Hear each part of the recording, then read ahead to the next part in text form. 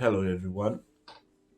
So, as you may already know, my second RTX 2080 Ti just arrived like 2 weeks ago. But because I had a problem with the MV bridge that I had, it was a three-way MV bridge, so it was too short for my four-way setup with a graphic card.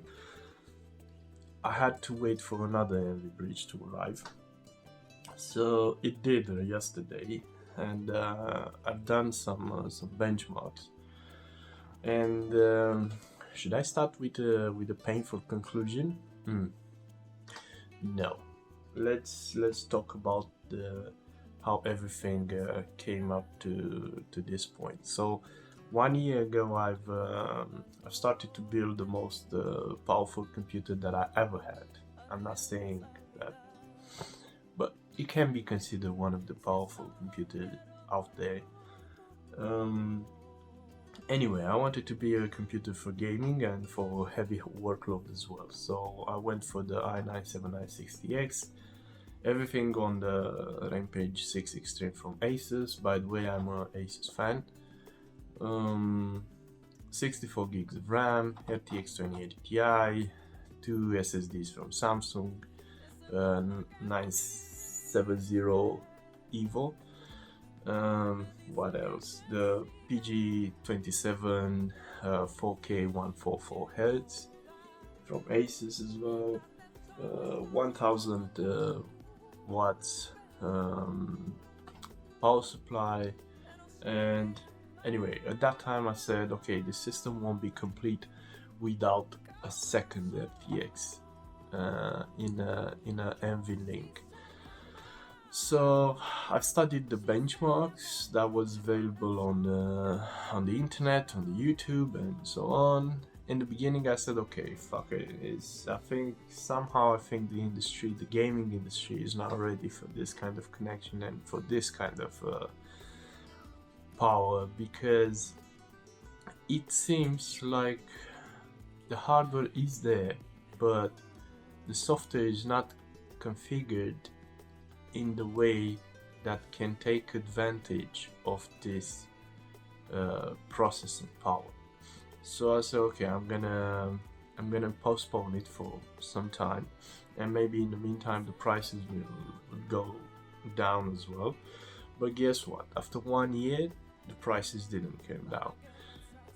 So I paid as much as I did for another graphics card, like I paid for 1 year ago. So no big difference. But anyway, so let's get to the chase. Yesterday I've done some benchmarks, and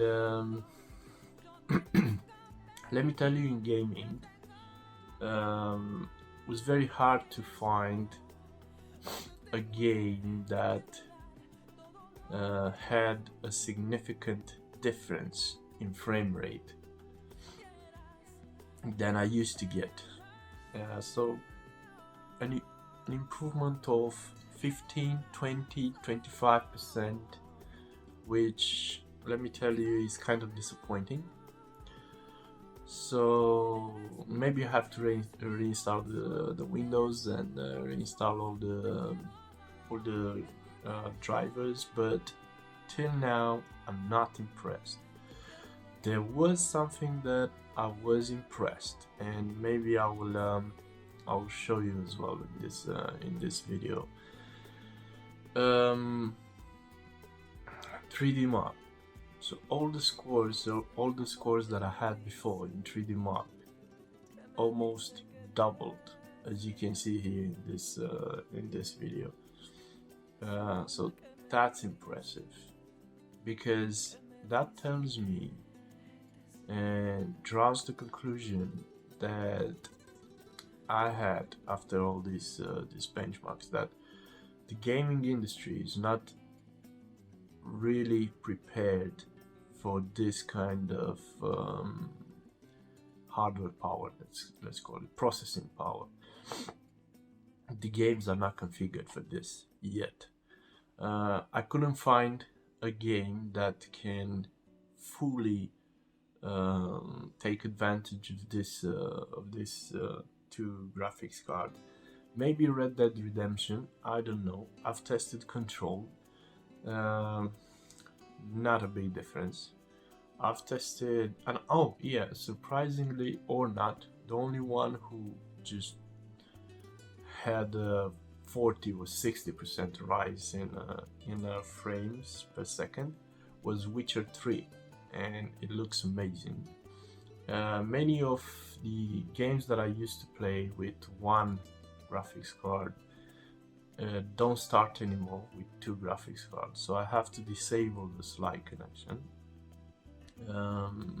It's not a big deal, you can easily do it by with a simple click, but still it is something that is not working. So let's get down to the conclusion. Well, if you're like me and you think that your system is not complete without a second graphics card like this in an NVLink, wait because you're not losing anything.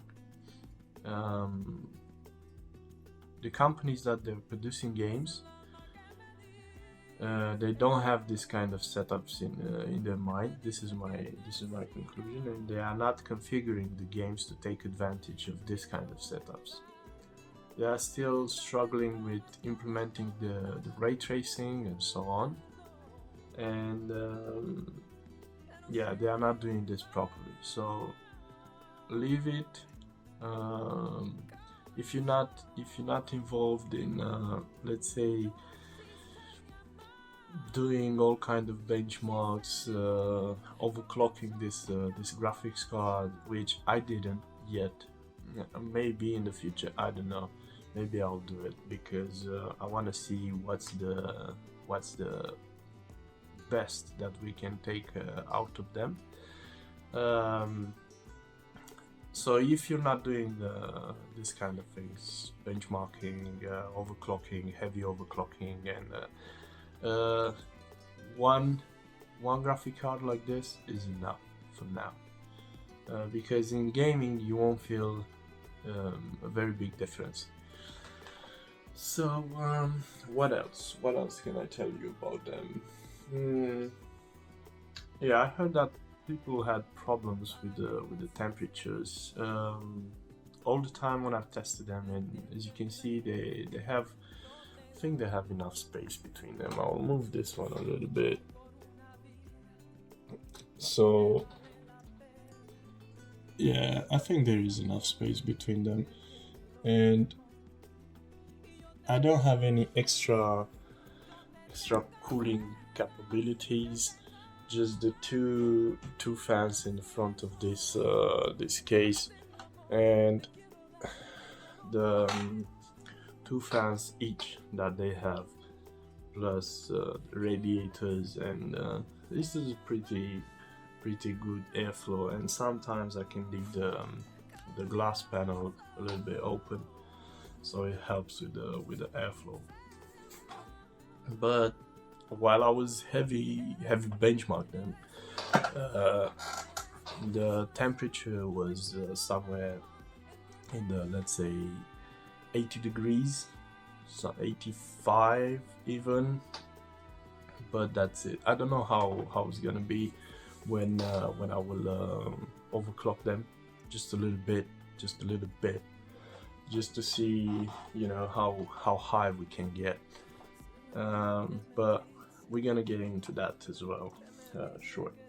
So yeah, don't hurry yourself to put your money down for this second RTX.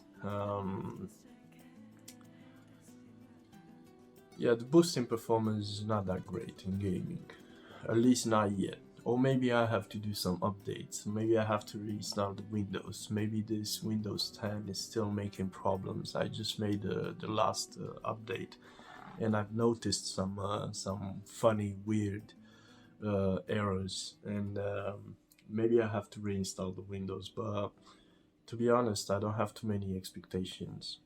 though, as I was saying, in dedicated benchmarks, this graphics card really makes the difference. Like, you can see them working together, and the power in there is amazing. The processing power, to get, like, I don't know, in TimeSpy Extreme, I used to get around 6,700 points, which was great. Well, now with this one, I get almost 12,000 points without any overclocking. So the performance boost is almost double, basically, almost double, with a little bit of overclocking, and maybe if I install the Windows fresh and 3D Mark as well, and all the drivers, maybe even without overclocking, I'll get like over 12,000 points. But we will see.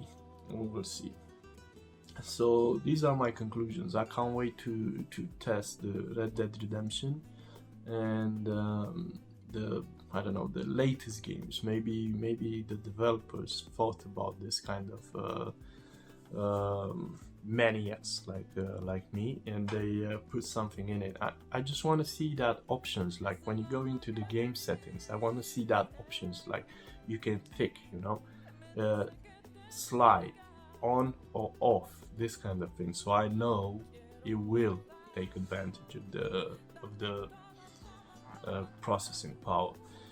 Anyway, that was it for today. It's kind of a long video, 11 minutes. I forgot when was the last time when I did such a long video. Anyway, I hope I didn't bore you to death. That is my conclusion. Oh, by the way, I have a let me check. Yeah, I have this puppy right here, a 3-way slide. It's from Asus. Yeah, I don't think I have the box anymore, but I have only this thing, so I can wrap it up nicely, and I can send it to you if you need it. You should use this though with like proper cooling, because the graphics card would be like very close together with this one. So yeah, I'll send it to you for free if you want it. Nothing to do with it. It looks like this. Good. And has RGB lights like that one over there.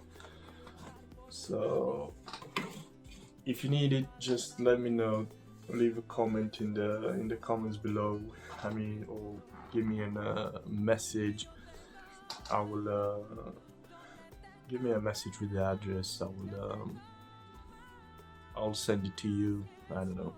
Even if you're in New Zealand, I'll send it to you. Okay, that was it for today. I'll leave you with the videos, with the graphics, and you can draw your own conclusion. Thank you for watching, and see you in the next video. Take care.